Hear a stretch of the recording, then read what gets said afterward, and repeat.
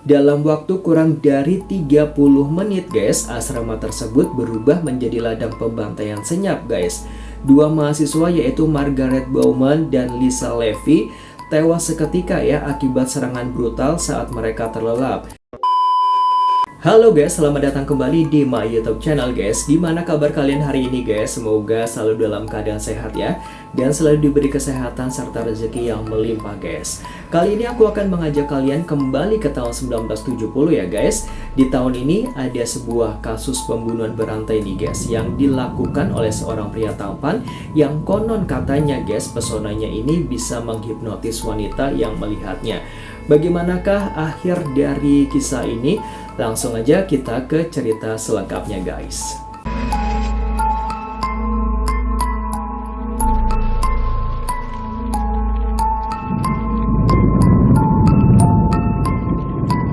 Bagaimana rupa dari kejahatan murni? Selama berabad-abad, manusia membayangkan monster sebagai sosok yang menakutkan, cacat, dan bersembunyi di balik bayang-bayang kegelapan guys. Namun pada dekade 1970-an di Amerika Serikat, persepsi itu hancur berantakan guys. Kejahatan murni ini menjelma menjadi seorang pemuda tampan, berpendidikan tinggi, berpakaian rapi, dan memiliki senyuman yang memikat. Dia adalah Ted Bundy, seorang pria yang menggunakan pesona mematikan untuk mendekati korbannya, menipu penegak hukum, dan mengubah sejarah kriminalitas dunia untuk selamanya guys. Oke guys, ini adalah kisah nyata tentang manipulasi, kegilaan tersembunyi, dan teror dari salah satu pembunuh berantai paling terkenal dalam sejarah. Awal tahun 1974, wilayah barat laut Pasifik Amerika Serikat, khususnya di sekitar Washington dan Oregon, diguncang oleh kepanikan massal yang sunyi guys. Satu persatu para mahasiswi muda yang sangat cantik ini mendadak hilang tanpa jejak. Mereka bukan gadis-gadis yang terlibat dalam masalah ya. Mereka adalah mahasiswi berprestasi, ramah, dan datang dari keluarga baik-baik. Mereka hilang dari area kampus yang ramai, dari asrama yang terkunci, atau saat berjalan pulang di sore hari. Polisi setempat ini mulai merasakan kebingungan guys. Tidak ada saksi mata, tidak ada tanda-tanda kekerasan di lokasi hilangnya korban, dan tidak ada petunjuk sama sekali. Seolah-olah ada kekuatan goib yang melenyapkan gadis-gadis ini langsung dari muka bumi ini guys. Namun di balik kebingungan polisi guys, sebuah pola yang mengerikan mulai terbentuk di area publik. Beberapa saksi yang selamat ini mulai melaporkan interaksi aneh dengan seorang pria asing yang sangat tampan di sekitar area hilangnya para korban. Pria itu seringkali terlihat mengenakan gips palsu pada tangannya atau berjalan menggunakan kruk penyangga kaki guys. Dengan nada suara yang lembut, sopan, dan sangat berwibawa ya, pria ini akan mendekati wanita muda di tempat parkir, meminta bantuan mereka untuk mengangkat buku-buku atau barang berat ke dalam mobil Volkswagen Beetle miliknya guys.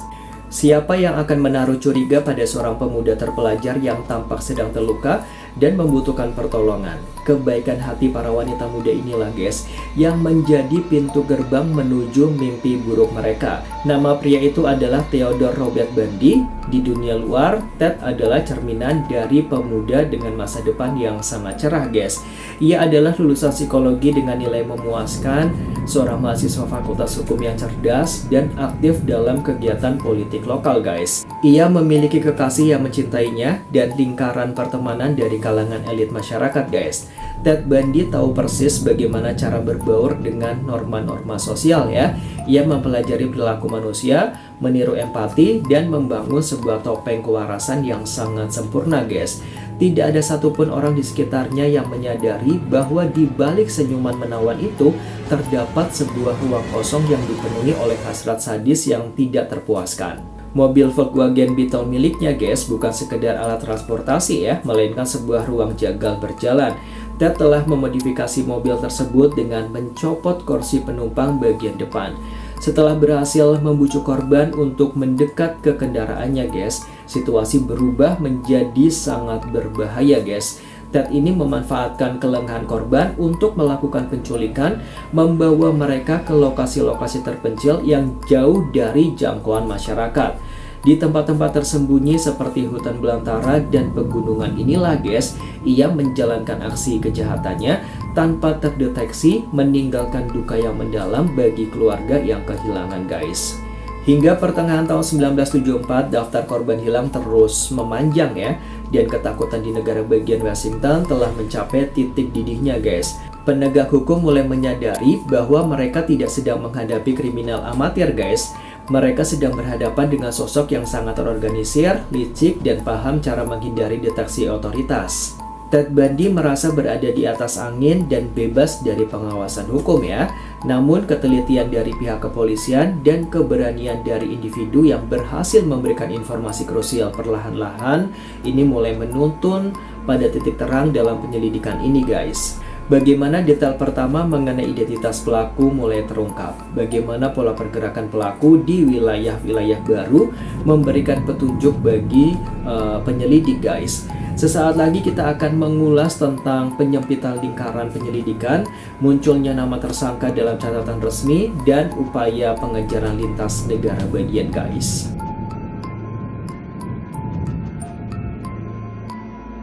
Memasuki pertengahan tahun 1974, misteri hilangnya para mahasiswa di Washington tidak lagi menjadi isu lokal guys. Teror ini telah bertransformasi ya menjadi mimpi buruk kolektif yang mencekam. Polisi memang belum mengantongi nama, tetapi mereka mulai memiliki sesuatu yang jauh lebih berbahaya bagi sang predator, yaitu sebuah pola dan deskripsi visual. Dari kesaksian para wanita yang berhasil lolos dari jebakan pesonanya guys, perlahan-lahan sebuah bayangan mulai terlihat menjadi garis-garis sketsa hitam di atas kertas penyelidikan. Pada tanggal 15 Juli tahun 1974 ya, titik balik penyelidikan terjadi di sebuah taman wisata air yang sangat ramai di Seattle ya, bernama Taman Danau Sumamis guys. Di bawah terik matahari musim panas ya, ratusan orang berkumpul untuk berpesta dan bersenang-senang. Di antara kerumunan itulah guys, seorang pria dengan tangan digips ya, ini berjalan mendekati beberapa wanita. Modusnya tetap sama, yaitu meminta bantuan untuk mengangkat perahu layar mini ke mobilnya. Hari itu guys, dua wanita muda bernama Janice Ott dan juga Dennis Naslan ini terpikat ya oleh senyumnya dan bersedia untuk membantunya. Mereka berjalan mengikuti pria itu menuju area parkir, dan itulah kali terakhir kedua wanita itu terlihat dalam kondisi hidup. Namun guys, berbeda dari aksi-aksi sebelumnya yang dilakukan dalam kegelapan yang sunyi ya, kali ini sang pembunuh melakukan kesalahan besar. Ia beraksi di siang bolong di tempat umum yang padat guys. Beberapa wanita lain yang sempat menolak ajakannya pada hari itu mendatangi kantor polisi. Mereka memberikan kesaksian yang sangat konsisten ya. Pria itu sangat tampan, menyebut namanya sebagai Ted, dan mengendarai mobil Volkswagen Beetle ya, berwarna coklat muda guys. Untuk pertama kalinya detektif memiliki nama panggilan, jenis kendaraan yang spesifik, dan deskripsi struktur wajah yang sangat jelas guys.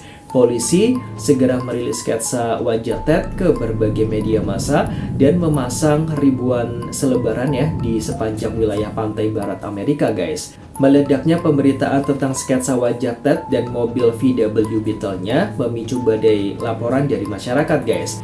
Saluran telepon polisi lumpuh oleh ribuan informasi masuk setiap harinya guys.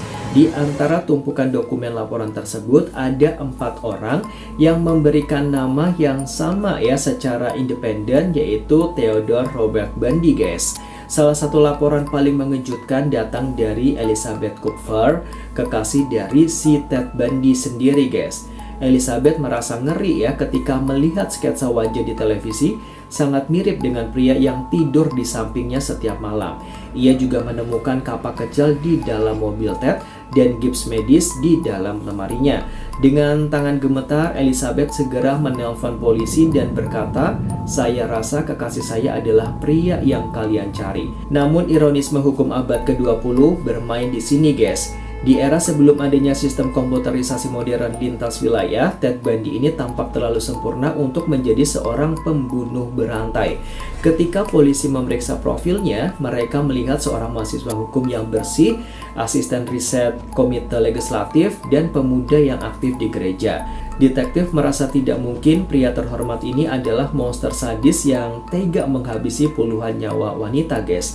Nama Ted Bundy pun tenggelam di bawah ribuan berkas tersangka lainnya. Merasa posisinya mulai tidak aman di Washington, Bundy memutuskan untuk pindah ke Utah ya, dengan alasan melanjutkan kuliah hukumnya guys. Ia mengemasi barang-barangnya, masuk ke dalam mobil VW Beetle-nya, dan membawa terornya ya ke wilayah baru guys. Perpindahan Bundy ke Utah bukanlah akhir dari mimpi buruk, melainkan perluasan wilayah perburuan ya. Di tempat baru ini guys, ia merasa kembali bebas dan tidak terdeteksi ya. Satu persatu gadis-gadis di Salt Lake City mulai menghilang dengan pola yang persis sama guys. Bundy merasa dirinya terlalu cerdas untuk bisa ditangkap oleh polisi ya. Namun ia tidak menyadari bahwa garis takdir ini perlahan sedang menjeratnya. Sifat terlalu percaya diri yang menjadi kekuatannya selama ini sebentar lagi akan menjadi bumerang yang menjatuhkannya ke tangan hukum dalam sebuah pemeriksaan lalu lintas yang tidak terduga guys. Bagaimana sebuah patroli malam yang rutin berhasil menghentikan mobil maut milik Ted Bundy? Bukti mengerikan apa yang ditemukan oleh polisi di dalam bagasi mobilnya yang tidak bisa ia bantah lagi guys. Berikutnya kita akan melihat momen penangkapan pertama yang sangat dramatis, ruang interogasi yang penuh manipulasi, dan awal dari runtuhnya kerajaan teror sang monster. Tapi sebelum aku lanjut ke ceritanya guys, aku mau ingetin kalian buat support terus channel ini ya, agar semakin berkembang dengan cara like, comment, share, dan subscribe tentunya guys, biar aku semakin bersemangat ya buat menghadirkan kisah-kisah sejarah dan misteri dunia lainnya guys.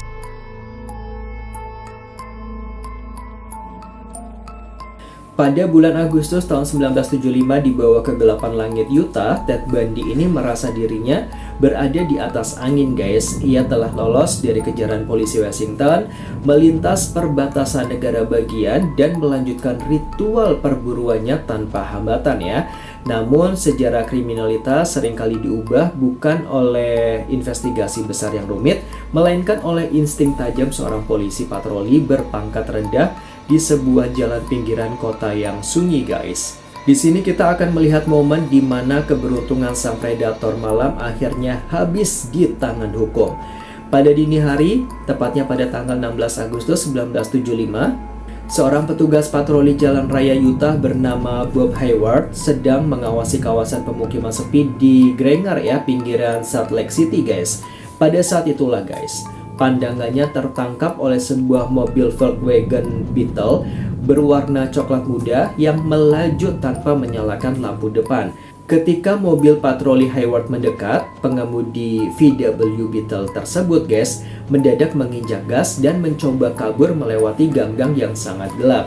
Hayward segera menyalakan sirene ya, mengejar mobil tersebut dan berhasil menyudutkannya di sebuah area parkir pom bensin yang kosong. Dari dalam mobil sport tua itu guys, melangkah keluar seorang pemuda tampan berpakaian rapi yang bersikap sangat tenang dan sangat sopan guys. Pria itu adalah Ted Bundy guys. Bundy memberikan alasan yang sangat masuk akal kepada petugas Hayward ya. Ia mengaku tersesat setelah menonton film di bioskop terdekat. Namun insting Hayward menolak untuk percaya begitu aja pada senyuman ramah si pemuda itu guys. Hayward meminta Bundy keluar dari kendaraan dan mulai menggeledah bagian dalam serta bagasi mobil VW Beetle tersebut. Disinilah guys, fasad ketenangan Bundy mulai diuji. Di dalam bagasi dan lantai mobil, Hayward tidak menemukan barang-barang mahasiswa hukum biasa. Ia menemukan sebuah topeng wol hitam yang dilubangi di bagian mata, sepasang borgol besi, seutas tali timbang nilon yang sangat tebal, sebatang linggis kecil, lakban pembungkus, dan beberapa kantong plastik sampah berukuran yang sangat besar. Bagi seorang polisi berpengalaman, kombinasi barang-barang tersebut hanya merujuk pada satu hal, yaitu peralatan lengkap seorang penculik dan pembunuh profesional. Bundy langsung diborgol pada malam itu juga guys, dan dibawa ke markas kepolisian Salt Lake City atas tuduhan kepemilikan alat-alat kejahatan secara ilegal. Namun guys, karena sistem hukum saat itu masih terfragmentasi, polisi Utah belum menyadari bahwa pria yang mereka tahan di sel sementara ini adalah monster yang dicari oleh 3 negara bagian atas hilangnya puluhan wanita guys. Bundy dengan kecerdasan hukumnya ya, ini memanfaatkan celah ini guys. Ia tetap tenang, menolak memberikan informasi tambahan, dan berhasil mendapatkan jaminan bebas bersyarat beberapa hari kemudian sembari menunggu persidangan guys. Begitu keluar dari kantor polisi guys, si Bundy ini menyadari bahwa posisinya berada di ujung tanduk. Polisi kini memiliki sidik jarinya dan foto mobilnya. Dalam sebuah kepanikan yang tersembunyi, ia bergegas membersihkan mobil VW Beetle-nya secara menyeluruh menggunakan zat kimia yang sangat keras untuk menghilangkan sisa DNA, lalu menjual mobil tersebut kepada orang asing. Namun tindakan itu sudah terlambat guys. Detektif Utah mulai berkomunikasi dengan detektif di Washington ketika mereka mencocokkan sketsa wajah Ted dari Danau Samamis dengan foto penahanan Bundy. Potongan teka-teki itu akhirnya terkunci dengan sangat pas guys. Pada bulan Oktober 1975, polisi melakukan konfrontasi yang besar guys. Mereka mengumpulkan para wanita yang berhasil selamat dari percobaan penculikan di masa lalu untuk melakukan proses identifikasi wajah atau line up. Di balik kaca satu arah ruang interogasi, salah seorang korban selamat bernama Carol Daron ini menunjuk lurus ke arah nomor tempat Bundy berdiri. Dengan suara bergetar, ia berkata, "Pria itu, dialah yang mencoba memborgol saya di dalam mobilnya." Topeng kewarasan Ted Bundy kini resmi hancur guys. Ia tidak bisa lagi bersembunyi di balik status mahasiswanya ya. Sang predator telah resmi masuk ke dalam perangkap besi pengadilan. Bagaimana reaksi seorang sosiopat narsistik ketika mendapati dirinya dikurung di dalam sel penjara yang sempit? Rencana gila apa yang akan disusun oleh seorang mahasiswa hukum untuk menembus dinding-dinding penjara dengan keamanan tingkat tinggi guys? Di segmen berikutnya kita akan menyaksikan babak paling tidak masuk akal dari kisah ini. 2 kali pelarian nekat Ted Bundy dari fasilitas penahanan dan bagaimana ia menantang seluruh aparat penegak hukum Amerika Serikat guys.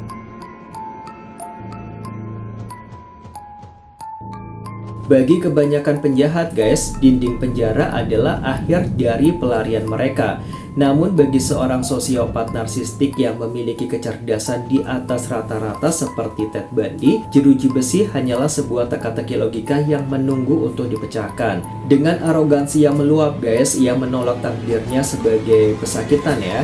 Memanfaatkan pengetahuannya tentang hukum dan kelengahan para penjaga, Bundy menyusun rencana yang sangat nekat, bukan hanya sekali, melainkan 2 kali guys, menentang seluruh otoritas keamanan Amerika Serikat demi sebuah kebebasan yang berdarah. Di sini kita akan menyaksikan babak paling tidak masuk akal dalam sejarah penahanan sang predator. Pada bulan Juni 1977 guys, setelah diekstradisi ke Aspen, Colorado untuk menghadapi persidangan pembunuhan seorang perawat bernama Karen Campbell, Bundy mengambil keputusan yang sangat ekstrim. Ia menolak dibela oleh pengacara publik dan memilih untuk menjadi pengacara bagi dirinya sendiri. Berdasarkan hukum guys, status ini memberinya hak istimewa yang fatal ya. Ia diizinkan mengunjungi perpustakaan hukum pengadilan di lantai 2 tanpa mengenakan borgol atau pengawasan yang cukup ketat guys. Pada tanggal 7 Juni saat berada dalam perpustakaan selama waktu istirahat sidang, si Bundy berjalan ke arah jendela yang terbuka. Tanpa ragu ia melompat dari lantai 2, mendarat di atas aspal dan langsung berlari menuju pegunungan Aspen, lalu menghilang di balik rimbunnya hutan belantara itu guys. Pelarian pertamanya memicu perburuan massal di seluruh wilayah Colorado ya. Ratusan polisi, anjing pelacak, dan helikopter dikerahkan untuk menyisir pegunungan guys. Namun pelarian ini tidak bertahan lama guys. Setelah 6 hari menembus cuaca dingin ekstrim tanpa makan yang cukup, si Bundy yang kelaparan dan kelelahan mencuri sebuah mobil untuk melarikan diri lebih jauh. Namun sial baginya, mobil curian tersebut mengemudi dengan sangat goyah di jalanan pegunungan, menarik perhatian polisi yang sedang patroli. Bundy kembali ditangkap tanpa perlawanan dan dijebloskan kembali ke dalam sel penjara dengan keamanan yang jauh lebih ketat di Glenwood Springs, Colorado. Polisi mengira Bundy telah kapok dan tidak akan bisa berkutik lagi. Namun mereka meremehkan obsesi ekstrim pria ini terhadap yang namanya kebebasan guys. Di dalam sel barunya, Bundy mulai mengamati langit-langit ruangannya. Ia menemukan sebuah celah kecil berukuran 30 cm persegi yang merupakan bagian dari saluran udara dan pencahayaan gedung ya. Selama berbulan-bulan guys, Si Bandi ini melakukan diet ekstrim hingga berat badannya turun drastis hampir 15 kg. Pada malam hari ketika para penjaga tertidur, ia menggunakan gergaji besi kecil yang diselundupkan untuk mengikis tepi lubang tersebut secara senyap. Sedikit demi sedikit menyembunyikan tumpukan debu beton di bawah tempat tidurnya. Pada malam tahun baru, tepatnya di tanggal 30 Desember 1977 saat seluruh sipir sedang merayakan pergantian tahun dan pengawasan berada di titik terendah, si Bandi mulai melancarkan aksinya guys. Ia menumpuk beberapa buku di atas kasur, kemudian menutupinya dengan selimut agar terlihat seperti tubuhnya yang sedang tidur, lalu memanjat ke atas ya. Dengan tubuhnya yang sudah kurus ya, akibat diet itu guys ya, ia meloloskan diri masuk ke dalam lubang sempit di langit-langit. Bandi ini merangkak menembus saluran pipa yang kotor hingga mencapai ruang kerja kepala sipir yang sedang kosong, mengganti pakaiannya dengan baju sipir yang tergantung di sana dan berjalan keluar dengan santai melewati pintu depan penjara. Ketika para penjaga menyadari kasur di selnya hanyalah tumpukan buku pada keesokan harinya, si Bandi sudah berada di dalam bus menuju Chicago guys. Pelarian kedua ini adalah tamparan keras ya bagi sistem penegakan hukum Amerika guys. Menggunakan identitas palsu dan uang curian, Bandi bergerak sangat cepat menuju Florida, sebuah wilayah yang sangat jauh dari jangkauan detektif pantai barat guys. Di tempat pelarian barunya inilah tidak ada lagi mahasiswa hukum yang sopan atau pemuda yang meniru empati. Tekanan sebagai buronan paling dicari di seluruh negeri telah merusak sisa-sisa kontrol mentalnya. Dibawa ke kegelapan malam kota Tallahassee, aku sebutnya Tallahassee aja ya guys biar gampang ya. Sang monster yang kelaparan darah ini bersiap melepaskan seluruh kegilaannya yang paling brutal pada korban-korban baru yang tidak pernah menduga teror sedang mengintai asrama mereka guys. Bagaimana amarah dan kegilaan Ted Bundy meledak tanpa kendali di sebuah asrama mahasiswi di Florida? Kebrutalan ekstrim apa yang akhirnya meninggalkan jejak bukti fisik yang paling mematikan bagi persidangan kelak? Tetap stay tune guys, sesaat lagi kita akan menembus malam paling berdarah dalam sejarah teror Bundy, melihat keruntuhan total ya dari topeng kewarasannya dan bagaimana sisa gigitan fisik mengunci takdirnya di kursi listrik guys.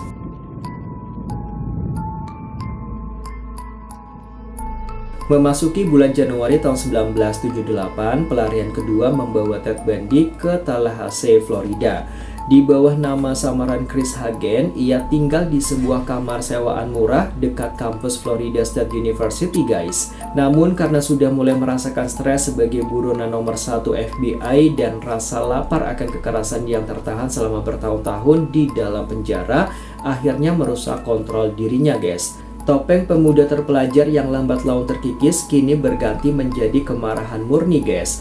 Pada dini hari tanggal 15 Januari, sang monster memutuskan untuk melepaskan seluruh kegilaannya dalam satu malam paling berdarah dalam sejarah Amerika.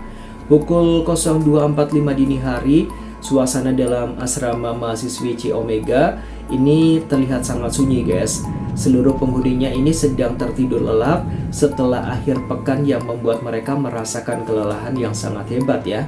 Menggunakan pintu samping yang rusak guys, si Bundy ini menyelinap masuk ke dalam gedung tanpa menimbulkan suara sedikit pun ya.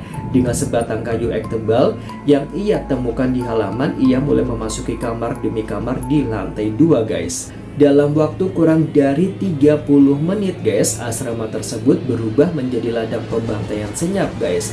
Dua mahasiswa yaitu Margaret Bowman dan Lisa Levy tewas seketika ya akibat serangan brutal saat mereka terlelap. Tidak berhenti di situ aja guys. Si Bundy ini merangsek ke kamar lain ya, menyerang dua mahasiswa lagi yaitu kamar Kathy Kleiner dan Karen Candler guys, meninggalkan mereka dalam kondisi kritis dengan luka yang sangat parah.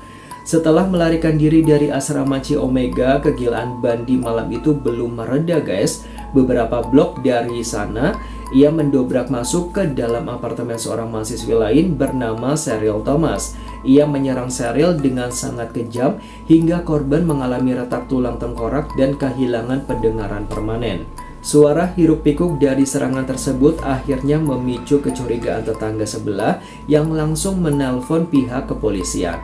Bundy kembali melarikan diri ke dalam kegelapan malam guys, meninggalkan kota Tallahassee ya, dalam kepanikan massal yang sangat luar biasa. Seluruh negara bagian Florida seketika berada dalam status siaga 1 guys. Namun di tengah kebrutalan yang tidak terkendali itu guys, sang sosiopat narsistik ini melakukan kecerobohan forensik terbesar dalam hidupnya ya. Saat menyerang Lisa Levy di asrama Chi Omega, Bundy ini meninggalkan sebuah bukti fisik yang sangat spesifik dan sangat intim pada tubuh korban. Sepasang luka bekas gigitan yang sangat dalam. Di era sebelum tes DNA menjadi standar hukum, jejak gigi adalah salah satu bentuk identifikasi forensik paling langka namun sangat mematikan.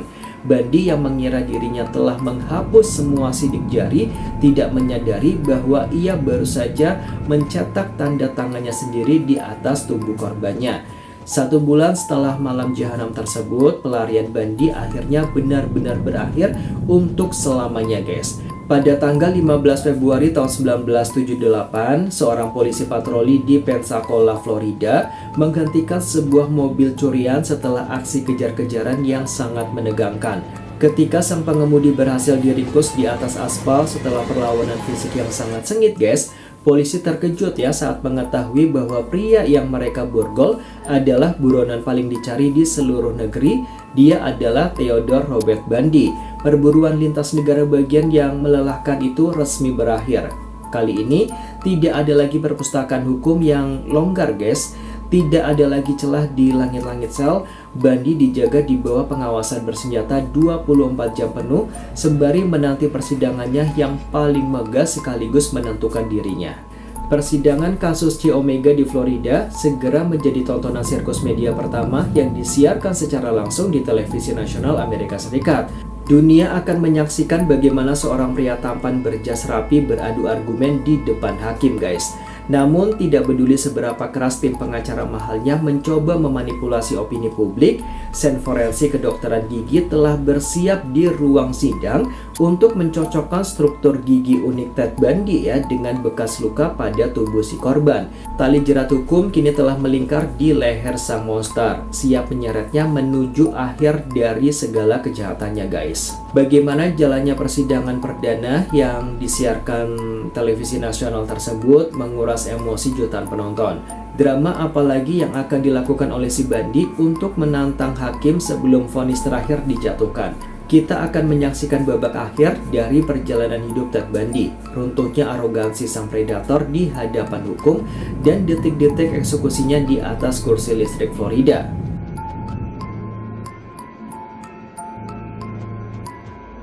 Ruang sidang di Miami, Florida tahun 1979 bukan lagi sebuah tempat penegakan hukum biasa guys. Tempat itu telah berubah menjadi panggung sandiwara terbesar bagi keegoan seorang Ted Bundy. Di bawah sorot lampu kamera televisi nasional yang menyiarkan jalannya sidang secara langsung, Bundy tetap menolak untuk menunjukkan penyesalan guys. Ia tersenyum ke arah kamera, melambaikan tangan kepada para penggemar wanitanya di kursi penonton, dan bahkan menggunakan hak hukumnya untuk melamar kekasihnya yaitu Carol Ann Bonny tepat di tengah jalannya persidangan. Namun arogansi narsistik itu tidak bisa menghentikan laju sen forensik yang sangat dingin guys. Puncak dari persidangan ini runtuh ketika jaksa penuntut menghadirkan seorang ahli odontologi forensik di depan juri guys. Ahli tersebut menampilkan foto pembesaran bekas luka gigitan pada tubuh korban aslinya di asrama Chi Omega guys. Di samping foto tersebut ditempatkan lembaran transparan cetakan struktur gigi depan Ted Bundy yang tidak rata akibat kecelakaan di masa mudanya. Ketika kedua gambar itu ditumpuk di bawah lampu proyektor, polanya cocok dengan sangat presisi hingga ke fraksi milimeter terkecil guys. Bukti visual ini seperti sebuah pola godam yang menghancurkan semua pembelaan Bundy ya. 12 juri hanya butuh waktu kurang dari 7 jam untuk menyatakan si Ted Bundy ini bersalah atas pembunuhan tingkat pertama guys. Hakim Edward Cowart sambil mengetuk palu sidang ini menjatuhkan vonis mati dan berkata eksekusi ini adalah perintah bagi tubuhmu untuk mati oleh aliran listrik hingga jiwamu terlepas. Selama 1 dekade berikutnya di dalam sel maut penjara negara bagian Florida, Bundy mencoba segala taktik hukum untuk menunda eksekusinya. Ia mengajukan banding berkali-kali dan memanipulasi para penyidik guys. Ketika waktu eksekusinya sudah semakin sangat dekat dan tidak ada lagi celah hukum yang tersisa, topeng ketampanan dan ketenangannya runtuh sepenuhnya guys. Sang predator yang dulunya angkuh berubah menjadi seorang pria yang ketakutan dan menangis di pojok selnya yang dingin. Dalam keputusasaan terakhir untuk menyelamatkan nyawanya, ia kembali bernyanyi ya kepada para detektif, mengakui satu persatu pembunuhan rahasia yang ia lakukan di masa lalunya, menunjukkan lokasi-lokasi kuburan massal para korban di tengah hutan dengan harapan pemerintah mau meringankan hukumannya ya guys. Tapi semuanya itu sudah terlambat guys. Namun janji keadilan bagi para keluarga korban tidak bisa ditukar lagi dengan manipulasi. Pagi hari tepatnya pada tanggal 24 Januari 1989, udara di luar penjara Florida sangat dingin, namun ribuan orang yang bersemangat telah berkumpul di halaman depan sejak subuh guys. Massa juga membawa spanduk, menyanyikan lagu, dan menyalakan kembang api dalam suasana yang mirip seperti sebuah festival perayaan. Mereka menanti satu momen kepastian bahwa monster yang menghantui putri-putri mereka selama bertahun-tahun telah benar-benar lenyap dari muka bumi ini. Di dalam ruang eksekusi yang steril, Ted Bundy dituntun masuk oleh barisan sipir guys. Tubuhnya diikat erat dengan sabuk kulit tebal di atas sebuah kursi kayu besar bernama Old Sparky, kursi listrik legendaris milik Florida. Kepala dan kaki kirinya dipasangi spons tembaga yang dibasahi air garam untuk mengalirkan listrik secara maksimal. Tepat pada pukul 07.06 pagi, kepala penjara memberikan isyarat kepada eksekutor misterius di balik dinding kaca. Tuas utama akhirnya ditarik guys. Aliran listrik sebesar 2000 volt ini langsung menyengat tubuh Ted Bundy selama 2 menit penuh. Lampu di dalam ruangan meremang memancarkan cahaya biru dari percikan arus tinggi, dan tubuh sang pembunuh ini menegang hebat ya untuk terakhir kalinya sebelum kolaps saat aliran listrik ini diputus guys. Pada pukul 07.16 pagi, tim dokter ini melangkah maju ya memeriksa denyut nadinya dan secara resmi menyatakan bahwa Theodore Robert Bundy ini telah meninggal dunia. Di luar gerbang penjara, sorak-sorai ribuan warga ini meledak menyambut kabar kematian tersebut, menandai berakhirnya teror panjang sang monster mempesona ini guys. Ted Bundy telah tiada, abunya dilarungkan di pegunungan Cascade sesuai permintaan terakhirnya ya, yaitu wilayah yang ironisnya menjadi tempat ia membuang banyak korbannya. Kasus Bundy memaksa dunia psikologi dan penegak hukum internasional untuk mendefinisikan ulang arti dari sebuah bahaya. Ia meninggalkan sebuah pelajaran sejarah ya yang sangat mahal dan sangat kelam, bahwa monster yang sesungguhnya tidak selalu berwajah mengerikan atau bersembunyi di dalam kegelapan labirin. Kadangkala mereka berada di tengah-tengah kita, tersenyum ramah di bawah terik matahari, mengenakan jas rapi, dan menggunakan pesonanya untuk menuntun kita masuk ke dalam kegelapan yang tak berujung guys. Oke guys, itu tadi kisah dari Ted Bundy yang berakhir dengan hukuman mati karena ulahnya yang sangat keji ya. Hukuman tersebut adalah hukuman yang pantas dia dapatkan. Sampai di sini dulu video aku kali ini guys. Kalau kalian suka sama cerita ini, jangan lupa untuk like dan share video ini ya. Buat yang belum subscribe, juga jangan lupa subscribe channel ini guys, agar lebih berkembang dan aku semakin semangat untuk bikin video-video cerita lainnya. Thanks for watching and see you next video guys. Bye bye.